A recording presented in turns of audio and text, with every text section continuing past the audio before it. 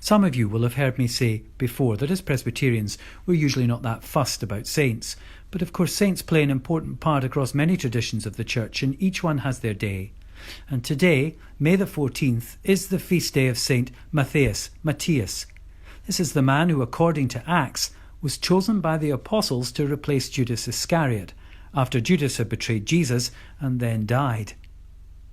Matthias' calling as an apostle is unique, because he wasn't chosen personally by Jesus, who had already ascended to heaven by then, and also before the coming of the Spirit at Pentecost.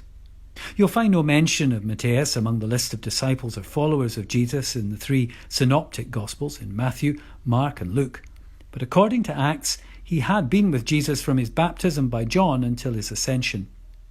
As I say, he is mentioned in Acts in chapter 1, but nowhere else in our New Testament, and so we rely very much on tradition for what we know about him. And so tradition tells us that after he was appointed, he took the faith to Cappadocia and then on to the coast of the Caspian Sea.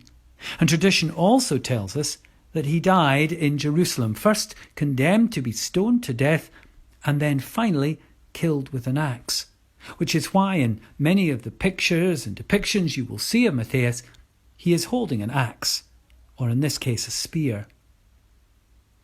It's easy to think that because this man was elected, because he was chosen by the apostles, because they cast lots for him, that he is somehow less.